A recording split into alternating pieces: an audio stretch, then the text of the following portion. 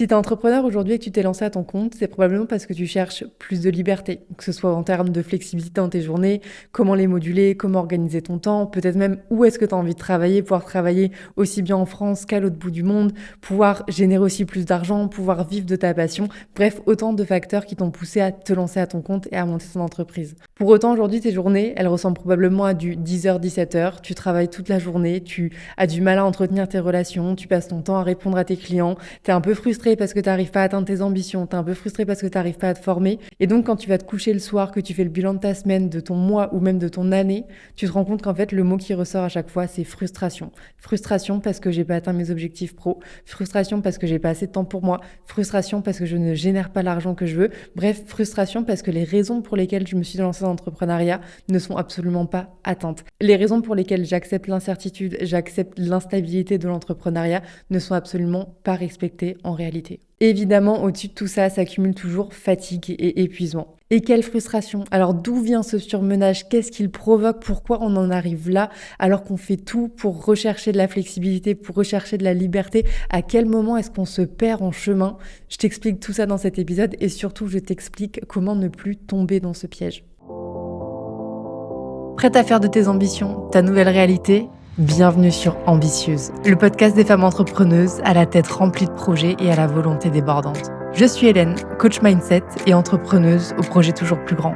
Ma mission, permettre aux femmes comme toi de passer leur business au niveau supérieur, en les aidant à dépasser leurs peurs, à prendre des décisions plus audacieuses et à agir à la hauteur de leur potentiel. Dans ce podcast, on parle de mindset, de passage à l'action, de business, de vision et comment activer notre énergie intérieure pour créer une vie et un business à la hauteur de nos ambitions. Alors si tu veux arrêter de te limiter et réveiller le potentiel qui sommeille en toi pour transformer tes projets de cœur, même les plus fous, en réalité, tu es au bon endroit. Salut à toutes et bienvenue pour un nouvel épisode du podcast Ambitieuse. Cette semaine, j'ai envie de vous parler d'une problématique qui me touche particulièrement en ce moment, mais qui, je pense, concerne plus d'une d'entre nous. J'ai nommé le surmenage. Pour vous faire un petit rétroactif de ce qui se passe en ce moment pour moi, j'avais envie de vous rappeler pourquoi, moi, dans un premier temps, je m'étais lancée à mon compte. Je me suis lancée à mon compte il y a 1 an et demi de cela, à peu près, parce que j'étais dans le salariat avant et que j'avais une grosse frustration, c'était que je devais rendre des comptes. Je me sentais complètement opprimée et fliquée parce que je devais rendre des comptes quand j'étais malade, quand je voulais partir en vacances, je devais demander l'autorisation. Je devais faire du présentiel de 9h à 17h parce que c'était le modèle de l'entreprise. Bref, j'étais frustrée de A à Z et ma liberté, ma valeur fondamentale de liberté en prenait un coup. Et quand on vient toucher à une de nos valeurs fondamentales, forcément notre équilibre entier s'écroule. Donc c'était frustration, c'était épuisement, je n'en pouvais plus, j'étais dans un ras-le-bol. Je vivais en plus à Paris pour mon boulot alors que je détestais le rythme infernal, les gens complètement aigris. Bref, je subissais mon quotidien et tout partait du boulot. Et de surcroît, j'avais en plus un quotidien hyper rempli à base de sorties tous les soirs, de verres avec des copains. Et je les adore et je touche du bois parce que j'ai envie de les garder tout le temps dans ma vie. Mais à ce moment-là, je n'en pouvais plus de les voir parce que c'était trop de boulot, trop de bruit, trop de gens, trop de courses, trop de performances dans ma vie et trop de tout. En fait, je n'en pouvais plus, j'étais complètement en surmenage.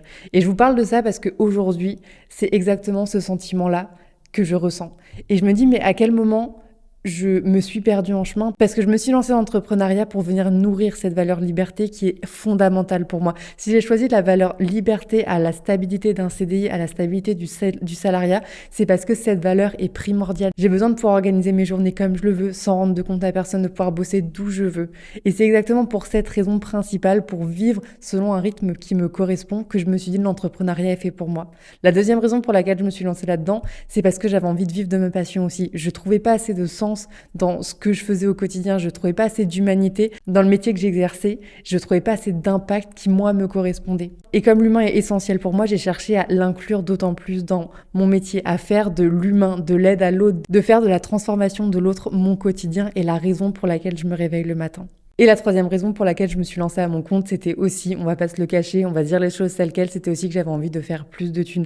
Le salariat, c'est bien, mais on sait très bien que si on va atteindre un certain niveau de salaire, il va falloir monter les échelons rapidement, il va falloir monter en expertise, et ça, malheureusement, ça se fait pas en quelques années. Et je savais pourtant que j'étais capable de brasser des 1000 et des 100, je sais que j'en ai les capacités, et j'étais frustrée de ne pas exploiter dans un premier temps mon plein potentiel et de surtout le faire pour 3 000 € par mois en brut. Mais ce qui vraiment me chafouine ici, c'est que je me suis lancée dans l'entrepreneuriat pour être libre, pour pouvoir organiser mes journées comme je le souhaite, pour pouvoir travailler le soir si je préférais, pour pouvoir faire mon sport le matin. Sauf que je me suis jamais sentie aussi enfermée dans mon business qu'aujourd'hui.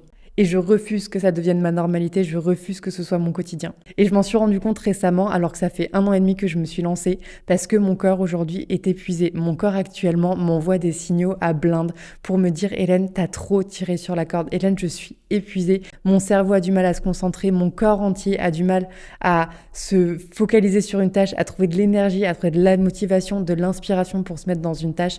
Et tout simplement, je me sens épuisée, je ne me sens pas... En fait, je me sens pas inspirée. Et pour moi, l'inspiration, c'est vraiment le signal par excellence. C'est vraiment la chose qui me dit, là, t'es sur ta bonne voie, t'es aligné avec toi-même, autant sur le plan spirituel que physique, que drivé par le cœur, que dans tes projets, dans tes habitudes et tout. Sauf que là, je ne l'avais plus, l'inspiration.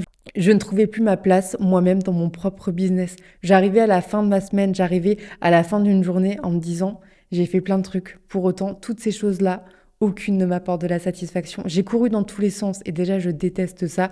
J'ai enchaîné les rendez-vous alors que j'ai horreur de ça. Je me sens pas libre d'organiser mes journées, je me sens pas libre de me former comme je le veux. Je ne sens pas que j'évolue et pour autant je suis remplie du matin au soir, je suis remplie du lundi au samedi. Limite le dimanche je ne prends pas de temps pour moi. Qu'est-ce qui se passe en fait? À quel moment est-ce que je me perds? Parce que je ne peux pas continuer comme ça. Je sais que l'entrepreneuriat est fait pour moi, que c'est impossible de retourner dans le salariat parce que juste mon mindset, mon bien-être, mon équilibre en découle. Mais à quel moment est-ce que je me plante pour qu'après 1 an et demi seulement d'entrepreneuriat, j'en arrive à ce point de saturation, j'en arrive à ce point où je suis exténuée? Parce que je suis clairement au début de ma carrière, sauf que là, je me voyais pas continuer les 6 prochains mois comme ça. Genre, 6 mois supplémentaires à ce rythme-là, je finissais vraiment en burn-out. Même pas, en fait. Même pas 6 mois. Je pense que là, mon corps me disait vraiment, si tu continues comme ça les prochaines semaines, tu finis à ne plus pouvoir ouvrir les yeux et à ne plus pouvoir te lever le matin.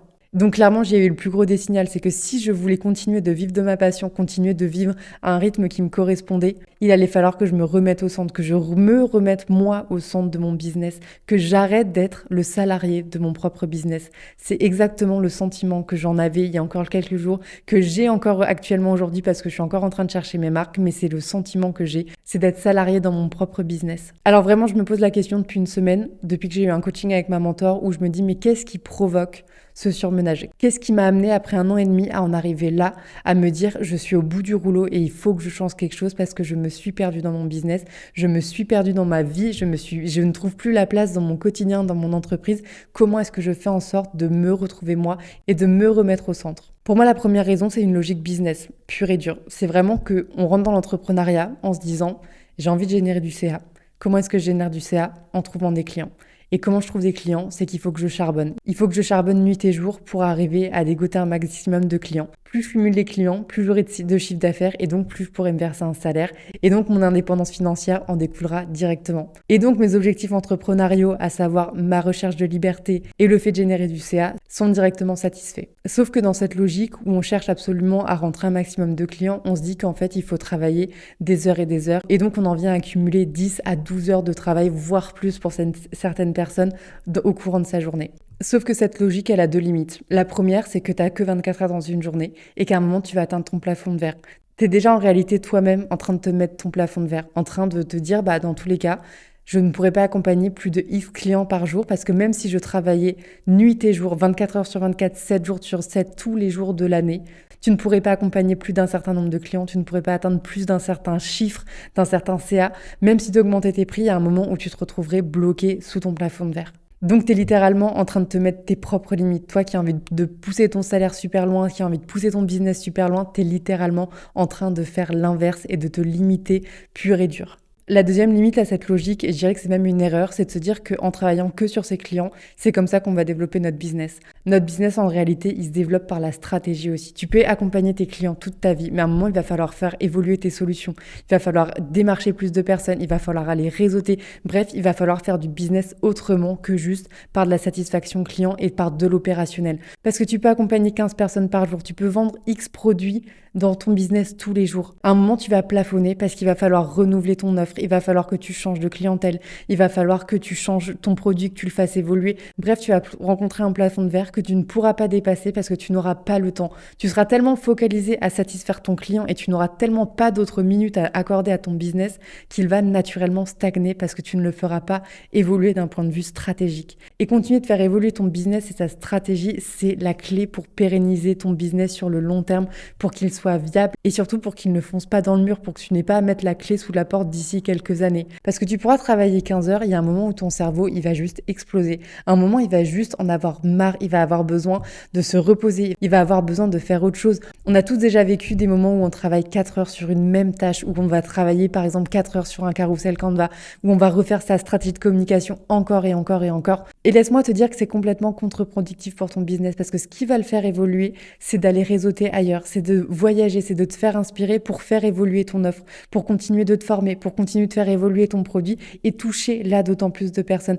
C'est aller rencontrer d'autant plus de personnes, aller rencontrer tes clients, aller rencontrer tes fournisseurs, tes partenaires qui vont faire évoluer ton business dans la bonne direction. Mais si tu restes focus sur tes clients actuels, que tu fais que de l'opérationnel, tu n'as pas le temps de voir le monde évoluer autour de toi. Tu n'as pas le temps de te dire, mais là, en fait, je suis en train de passer à côté d'un marché potentiel, d'une évolution que je dois absolument mettre en place. Donc déjà, tu es en train de louper une multitude d'opportunités. Donc déjà là, tu es complètement à contre-courant. Mais en plus de ça, tu rajoutes par-dessus le facteur humain. Le simple fait que travailler 4 heures sur une même tâche n'est absolument pas productif parce que ton cerveau a besoin de pause. Tu pourrais travailler 8 heures dessus que tu n'aurais pas de meilleurs résultats. Tu n'aurais pas une révolution qui aurait émergé de ta tête parce que ton cerveau a ses propres limites. Ton cerveau a besoin de pause. Donc, au lieu de t'accorder 4 heures sur une même tâche, accorde-toi 2 heures parce que tu verras que tu seras beaucoup plus productif. Ton cerveau utilisera autant de temps qu'il aura à disposition, mais absolument pas de manière productive. Et ce qu'on en met trop souvent, c'est combien notre psyché influence aussi nos résultats business. Le fait de ne pas prendre soin de soi, de ne pas s'alimenter correctement et de ne pas avoir le bon carburant dans son corps, ça influence directement nos performances.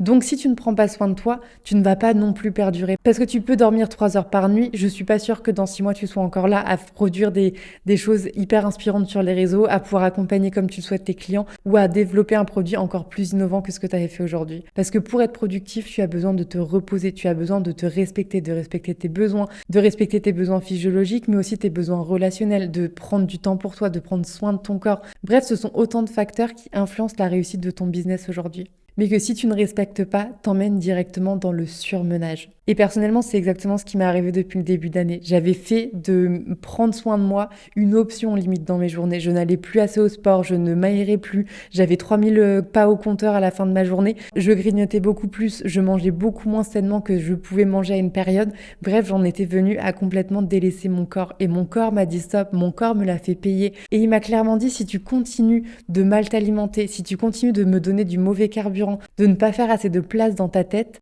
dans 2 mois, ton business a complètement coulé. Parce que clairement, si moi aujourd'hui je suis pas là pour faire tourner mon business, qui va le faire tourner? Personne. Le deuxième facteur de surmenage, c'est le fait que quand on est multipassionné, quand on est hyper ambitieux, on a des idées à gogo, on a des projets dans tous les sens. Sauf qu'on a envie de tout concrétiser au même moment. On se dit que tout doit être fait maintenant parce qu'il y a ce besoin sur le marché, parce que cette personne t'a envoyé ce message-là et que tu dis que c'est un signe. Ou simplement parce que tu te surestimes, tu surestimes ta quantité d'énergie, tu te penses capable de porter une multitude de choses alors que les choses peuvent et doivent se faire sur la durée. Aujourd'hui, moi, j'avais clairement envie de développer et une communauté et mon activité de coaching et une structure. Sauf que c'est 3 business qui sont complètement différents et qui demandent une énergie monstre. Et le pire, c'est que tout cumulé, c'est une frustration quotidienne. Parce que tu as l'impression de n'avancer sur aucun projet. Parce que tu peux seulement te mettre un tiers dans chaque projet. Sauf que utiliser un tiers de ton temps pour chaque projet, ce n'est pas du tout efficace parce que ça avance du coup super lentement. Et qu'est-ce qui nous motive? Qu'est-ce qui continue de nous drive au quotidien? C'est quand on voit que nos efforts payent, qu'on a beau travailler des heures, il y a du résultat à la fin de la journée, on a des résultats concrets, tangibles. C'est déjà hyper compliqué d'en avoir quand on est entrepreneur, mais si en plus on n'en voit pas de manière régulière, si on n'a pas des bons retours clients, si on n'a pas juste cette satisfaction de se dire je travaille des heures, mais au moins j'en ai le résultat, j'ai les fruits de mon travail qui arrivent à moi, si on n'a pas tout ça, on est frustré et on peut être sûr d'arriver dans le mur parce que on va baisser les bras. Et c'est hyper courant en tant qu'entrepreneur de ne pas voir le résultat de son travail et de se dire mais c'est voué à l'échec, je ne vois pas pourquoi je continue de faire des efforts alors que je n'ai pas de résultats qui se présentent à moi. Et c'est frustrant et c'est complètement compréhensible. Donc déjà, il y a un manque de résultats et donc une grosse source de frustration. Mais en plus de ça, c'est énergivore encore une fois parce que le fait de mettre son énergie dans certains projets, ça fait que simplement tu t'éparpilles. Tu penses que tout est au même niveau d'importance et donc tu vas mettre aussi bien ton énergie dans un certain projet que dans un autre et ton cerveau ne sait plus où donner de la tête. Littéralement, tu es perdu parce que tu n'arrives plus à prioriser quelle tâche est plus importante que l'autre. Alors que laisse-moi te dire, tu peux vraiment, si tu te poses, si tu prends du recul, tu peux te dire qu'en fait, certaines sont prioritaires sur d'autres projets, que tous tes projets n'ont pas le même niveau d'importance. Et moi, c'est clairement ce qui m'est arrivé suite à mon dernier coaching. Morgane m'a dit, Hélène, il faut que tu priorises. Il faut que là, aujourd'hui, tu enlèves un de tes projets. Il faut que tu enlèves un des 3 piliers sur lesquels j'avais basé ma réussite cette année, ce trimestre et pour les temps qui arrivent. Et je lui ai dit, mais c'est pas possible, c'est tous les 3 mes bébés. Genre, je comprends pas en fait que tu me demandes ça. Genre, c'est impossible. Et donc, j'avais vraiment fini la session en disant, je sais pas comment je peux prendre une décision pareille. Genre, c'est impossible. Elle m'a dit, on en reparle dans 4 jours. Et je suis arrivée 4 jours après avec une décision actée. Une décision qui m'a brisé le cœur, pour être honnête, parce que c'était renoncer à un projet, mais évidemment renoncer temporairement, mais pour mon bien et même pour le bien de ce projet-là, il fallait que j'y renonce à ce moment T parce que je n'avais pas l'énergie. Pour être porté à bien, un projet a besoin d'énergie. On a besoin d'y mettre tout son cœur, toute son âme, parce que ce qui compte, c'est pas forcément le résultat, c'est de pouvoir se dire, j'ai kiffé le chemin. Si j'étais arrivée, parce que du coup, c'est la structure aujourd'hui que je repousse à dans quelques mois, si j'étais arrivée avec la structure devant moi, genre d'avoir construit toute cette structure, d'avoir retapé des bâtiments, d'avoir des gens qui soient là et qu'en fait je n'avais aucune satisfaction parce que j'étais épuisée, mais où est l'intérêt ? Où aurait été la satisfaction de tous ces efforts fournis, de puiser une énergie qu'en plus je n'avais pas, si en plus je n'ai pas de retour sur l'investissement, mais juste d'un point de vue satisfaction, d'un point de vue énergétique, d'un point de vue inspiration, quel est l'intérêt ? Et surtout, ça me paraît inenvisageable de pouvoir développer aujourd'hui un projet qui nous tient à cœur, un truc qui fait sens, qui est censé avoir des fondamentaux de base, si même ces fondamentaux qui sont nous, qui sont notre énergie, qui sont nos idées, ne sont pas viables. C'est comme construire une maison sur des fondations qui sont flottantes. Ça a tous les moyens possibles de se casser la figure. Et ben moi, c'est exactement ça. C'est comment est-ce que j'ai envie de pouvoir monter une structure qui accueille du monde, qui fait du bien, genre qui fait du bien aux autres, si à moi-même elle ne me fait pas du bien. Comment je peux imaginer poser des fondations pérennes et stables pour les prochaines années alors que je manque d'énergie, alors que je n'ai pas l'énergie, je ne suis pas portée par la bonne énergie. Et de vous dire ça, vraiment, ça me met d'autant plus une claque parce que c'est ma réflexion depuis 10 jours. Et là, ça me met vraiment une claque où je me dis, mais Hélène, à quel moment t'as pensé que c'était une bonne idée ? À quel moment tu t'es dit que ça allait marcher ? Et encore une fois, de ne pas avoir de priorité, ça fait qu'on met notre énergie à tous les endroits. Alors que quand on se rend compte qu'on a le temps, que les projets peuvent se succéder et peuvent en plus s'enrichir les uns les autres, on voit déjà beaucoup plus de sens dans ce qu'on se fait, on se met aussi beaucoup moins de pression et surtout on a une ligne directrice. On sait qu'on a d'abord ça à faire parce que ça va servir ce projet-là, qui va servir autre chose, qui va servir autre chose. Et c'est comme ça qu'on finit par créer un empire. Quand on dit Rome ne s'est pas construit en 3 jours, c'est logique, c'est parce que on avait besoin de créer d'abord le centre, ensuite de faire les banlieues. On n'a pas commencé par faire les banlieues et on a fait les champs et on a fait le temple à l'intérieur. Enfin bref, c'était impossible parce qu'il fallait s'assurer que tout match, que tout puisse s'intégrer les uns avec les autres. Sauf que si on s'y prend et qu'on fait tous les quartiers en même temps, on peut être sûr qu'à un moment, il y aura une maison qui rentrera pas et que les choses ne vont pas s'emboîter parce qu'il n'y aura pas eu de plan initial. Alors aujourd'hui, c'est quoi votre plan initial ? C'est quoi votre Rome ? Votre Rome, vous en avez probablement une idée. C'est toutes vos ambitions, c'est tous vos projets cumulés. Par contre, il faut commencer par le centre. Il faut commencer par vous dire, ça c'est le point central et ensuite je construis autour. Ensuite, le 3e facteur qui mène à ce surmenage, il est d'un point de vue beaucoup plus perso, mais dans le sens l'équilibre pro-perso. Parce que quand on organise nos semaines, on réfléchit de manière très ponctuelle. On va prendre un événement isolé. On va se dire, ah bah là, je sens que j'ai besoin de boire un verre avec une copine, de prendre un café parce que ça va me faire du bien, parce que ça va me permettre de me libérer la tête.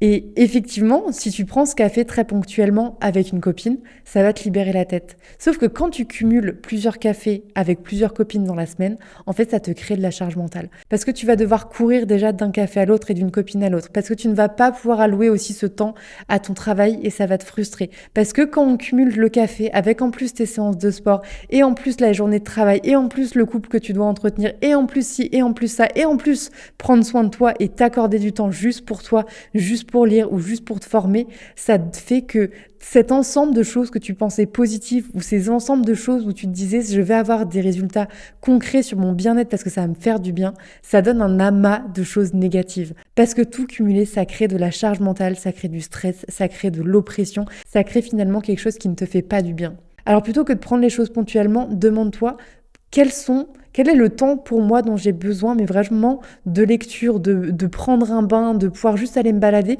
que j'ai besoin chaque jour et que j'ai besoin sur ma semaine. Combien de copines j'ai besoin d'aller voir, combien de cafés j'ai envie d'aller boire, combien de clients je peux accepter dans ma semaine, combien de temps de formation j'ai envie d'accepter. Et en fonction de ça, tu les cales. Mais tu vas pas caler 4 rendez-vous avec des copines si ça te submerge et si tu te sens complètement épuisé et complètement frustré et culpabilisé parce que tu n'auras pas travaillé autant que tu le souhaites. Alors si ce qui te fait plaisir, c'est voir tes copines, et bah fais-le parce que moi, je suis la première à me ressourcer quand je vois mes amis. Mais par contre, voir 2 copines dans la semaine, oui. En voir 4, c'est impossible pour moi. Et finalement, la 4e raison du surmenage, c'est une mauvaise organisation de nos journées. Parce que pour vous faire un petit peu de théorie, vous savez combien j'aime comprendre comment ça se passe dans notre cerveau, comment il fonctionne. Notre cerveau a du mal à se concentrer. Il lui faut 20 minutes littéralement pour se concentrer sur une tâche. Et dès qu'on va avoir une notification, une stimulation extérieure, qu'on va regarder autre chose, que notre pensée va partir sur autre chose, on va avoir besoin de concentration supplémentaire pour arriver à effectuer la tâche sur laquelle on s'était lancé de base. Sauf que les stimuli dans la journée, ils sont multiples. On peut vouloir commencer une tâche et se dire aujourd'hui là je travaille ma stratégie de communication et en fait voir un mail client passer et se dire attends je vais juste aller répondre à ce mail là et ensuite je reviendrai sur ma stratégie de communication. Sauf que faire ça c'est hyper énergivore encore une fois et on s'étonne en vrai c'est fou parce que depuis avant je vous dis qu'il y a plein de choses énergivores et en fait on s'étonne d'arriver à la fin de nos journées, à la fin de nos semaines à être complètement fatigué, mais on fait que des choses qui ponctuellement, on fait plein de choses ponctuellement qui viennent nous coûter de l'énergie. Et là c'est exactement ça, c'est que à force de se distraire à droite à gauche parce que mais je vais juste prendre 2 minutes pour répondre à ce mail là et je vais juste prendre 2 minutes pour aller en fait étendre ma machine et la lancer et faire le repas et tout, ça fait que notre cerveau il est constamment en train de chercher à se reconcentrer, à se refocaliser sur ce qu'il est en train de faire et c'est contre-productif encore une fois et super énergivore. Et on en a très peu conscience, mais du coup, une mauvaise organisation de nos journées, de notre temps de travail, une mauvaise optimisation de nos blocs sur les semaines, de comment on répartit, par exemple, dans mon cas, les coachings. Si je mets des coachings tous les jours, c'est pas du tout optimal parce que de voir une journée, personnellement en tout cas, de voir dans ma journée que j'ai un bloc de prix parce que j'ai un rendez-vous par-ci, parce que j'ai un coaching à ce moment-là, c'est hyper oppressant pour moi parce que du coup je me dis j'ai une contrainte et je dois organiser toute ma journée pour ça. Alors que quand je vois par exemple que j'ai des journées entières où je n'ai pas de contraintes, je me dis là par contre je peux me focaliser, je peux avoir 2 heures de temps devant moi pour me focaliser et à ce moment-là travailler ma stratégie, à ce moment-là travailler, vraiment faire ce qu'on appelle du deep work, c'est genre pas les tâches exécutantes justement, c'est pas juste les petites choses opérationnelles qu'on doit à nos clients ou un post Insta qu'on doit faire, c'est vraiment quand là on va aller beaucoup plus en profondeur pour aller faire évoluer notre business. Et ne pas pouvoir faire ce deep work, c'est aussi pour ça que notre business évolue pas et qu'on continue d'être frustré parce qu'on va rester opérationnel. On va rester dans les tâches qui sont superficielles, qui sont nécessaires parce que évidemment on a besoin de satisfaire nos clients. Mais par contre, comme je vous le disais avant, ne faire que satisfaire nos clients, c'est pas ça qui va faire évoluer notre business. Et c'est en plus ça qui va nous frustrer parce que on va pas atteindre nos ambitions, on va pas aller dans la vision qu'on a envie de déployer. Et quoi de pire que de se dire, mais attends, ça fait 3 mois que je bosse sur ça. Et par contre, je pensais atteindre cet objectif-là, je pensais atteindre ce niveau de CA-là dans 3 mois, mais en fait, c'est pas le cas, alors qu'en fait, je travaille toute la journée. Alors, l'optimisation et l'organisation de vos journées est primordiale aussi pour la réussite de votre business et juste pour vous faire économiser de l'énergie et pour arrêter de vous sentir salarié dans votre propre business. Donc maintenant qu'on a bien compris qu'est-ce qui provoquait ce surmenage, j'ai envie de vous partager des solutions pour arriver à mieux appréhender vos journées et à ne pas arriver à la fin de votre mois, de votre semaine, de votre année business à un niveau de surmenage où vous vous dites mais là il faut que je mette la clé sous la porte parce que je ne peux plus en fait, je n'ai plus l'énergie pour le porter ou alors il faut que je parte un mois et que je fasse une retraite en silence parce que j'ai besoin de recharger mes batteries de cette manière-là. C'est la seule manière qui est possible pour que j'arrive à me recharger, me ressourcer. Donc la première étape dans tous les cas c'est de se rendre compte de ça. Et souvent, quand on est pris dans notre quotidien, on s'en rend pas compte. On peut omettre complètement. On peut complètement passer à côté des signaux que nous envoie notre corps. Et ça, du coup, c'est terrible parce que c'est à force de passer à côté des signaux qu'on arrive à ce breaking point où on est complètement au bout du Rolls et où c'est trop, en fait, où c'est simplement trop et le corps ne suit plus. C'est vraiment à ce moment-là qu'on frôle le burn-out ou qu'on est en plein dans le burn-out et que la seule solution, c'est de step back, c'est de prendre des jours de repos parce qu'opérationnellement, t'es plus capable de rien. Donc la meilleure manière quand on a du mal à écouter les signaux de son corps, c'est de prendre un mentor qui te fait te rendre compte de ça. Une personne de confiance qui là va t'appuyer sur le point en mode « Est-ce que tu te rends compte que là, t'es en train de trop te pousser ?» Et surtout une personne qui va venir te dire une première fois, une deuxième fois, une troisième fois qui va venir te rentrer dedans parce que elle va te suivre un petit peu et là qui va te dire attends là par contre ça fait un mois que tu me dis que t'es surmené, que t'es fatigué, que t'en peux plus et que rien ne change et que par contre là il est grand temps de changer quelque chose parce que t'es en train de foncer dans le mur. Ensuite, ce qui est essentiel, c'est de faire le point sur ses priorités. Vraiment, je vous le dis à chaque fois, je pense que je vous le répète dans chaque épisode, mais faire le point sur ta priorité. Et pas que ta priorité business. Quelle est ta priorité aujourd'hui en tant que toi entrepreneur, mais en tant que toi, en tant que personne aussi. Moi, ma priorité actuelle, je vous l'ai dit dans l'épisode précédent, elle est simple, c'est retrouver mon énergie, retrouver mon équilibre. Parce que sans ça, mon business, dans 2 mois, il est plus là. Donc aujourd'hui, c'est ça ma priorité. Et ça passe du coup par beaucoup plus de temps pour soi, une meilleure organisation. Et mais ça, on va aussi y revenir. Mais du coup, c'est ça ma priorité. Et donc, les objectifs business passent en second plan. Mais donc, toi, aujourd'hui, c'est quoi ta priorité? Et si elle est business, c'est du coup, quelle est ta priorité en termes de tâches? Donc, si aujourd'hui, tu as cet objectif business, quelles sont les actions qui te permettent d'aller dans ce sens-là et surtout quelles sont celles qui te prennent du temps aujourd'hui, qui ne te permettent pas d'aller dans ce sens-là. Moi, ce qui était lunaire, c'est que je me disais que j'ai envie de brasser un certain CA, un certain chiffre d'affaires du coup tous les mois. Par contre, quand on prenait factuellement les tâches que je faisais, il y avait 40%, mais vraiment 40% de mes tâches, de mon énergie, de mes ressources qui étaient allouées à ça. Et je me frustrais en plus à la fin de ma semaine en me disant mais je comprends pas, j'ai pas closé un nouveau client, je comprends pas, j'ai pas fait ça. Mais ma louloute, si t'accordes que 40% de ton temps et de ton énergie à quelque chose qui doit te prendre 90% de ton temps parce que c'est ta priorité, c'est logique que ça ne marche pas. Vraiment, c'est factuel que ça ne marche pas. C'est pas une histoire de mauvaise volonté, c'est pas une histoire de t'es mauvaise dans ce que tu fais, c'est juste factuel, c'est des mathématiques pures et dures. Donc aujourd'hui, quelle est ta priorité et est-ce que tu es sûr de mettre en place les actions qui vont en ce sens-là? Est-ce que ta priorité, si c'est vraiment si c'est ton goal numéro 1, est-ce que dans tes tâches tous les jours, tu as des choses qui vont en ce sens? Ensuite, ce qui est essentiel, c'est de se rendre compte où est-ce que tu perds du temps. Donc là, je t'invite à regarder tes 2 dernières semaines. En tout cas, moi, c'est là où ça a été hyper flagrant. Mais tu regardes tes 2 dernières semaines et tu regardes où est-ce que tu as perdu du temps. Mais pas du temps en mode, là, j'ai scrollé sur TikTok. Vraiment, où tu as fait des choses qui n'étaient pas essentielles à ton business. Là, par exemple, moi, j'accordais du temps, du coup, sur une structure, sur un projet en parallèle qui, foncièrement, aujourd'hui, n'avait pas besoin d'être fait maintenant. Sauf que ça me prenait au moins une journée par semaine. Donc déjà, si on prend juste 1/6 de mes semaines qui est accordé à quelque chose qui ne me rapporte rien d'un point de vue purement financier, si mon objectif il est financier aujourd'hui parce qu'il est d'un objectif de stabilité, c'est pas logique. Ça fait déjà qu'il y a une partie de mon temps qui est perdue entre gros guillemets, qui ne va pas du tout dans le sens de mon objectif.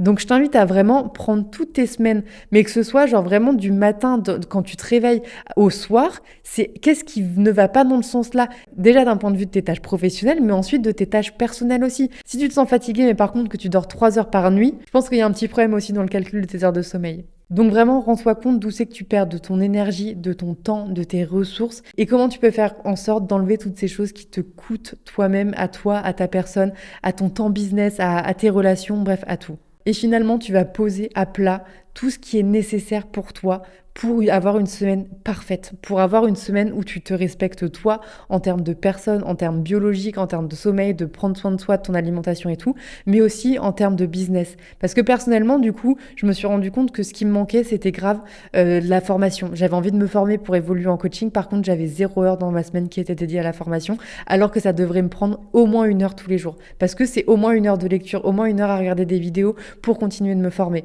Alors ça, par exemple, c'était un non négociable. C'est dans ma semaine, je veux accorder au coaching. Du coup, déjà le coaching, c'est censé représenter 60 à 80% de mon temps. Alors déjà, dans un premier temps, il y a au moins 1 heure par jour qui est allouée à la formation. Et donc, tu vas lister toutes les choses qui sont essentielles et le temps qu'elles te demandent pour arriver à progressivement les répartir dans ta semaine. Et c'est là où, du coup, l'organisation de ta semaine est primordiale et qu'on va réfléchir en bloc. On va arrêter de s'éparpiller, on va arrêter d'être multitask et de penser que parce qu'on est multitask, on est productif. On va prendre les choses en bloc. Tu vas réfléchir en termes d'après-midi, de bloc minimum de 2 heures. Parce que 2 heures, ça te permet d'être concentré, ça te permet de traiter une information correctement. 2 heures, ça permet de pas t'éparpiller, de dire à ton cerveau, il y a un timing limité. Et donc, en l'espace de 2 heures, tu vas travailler, tu vas te concentrer sur cette tâche-là et on va la faire de manière productive.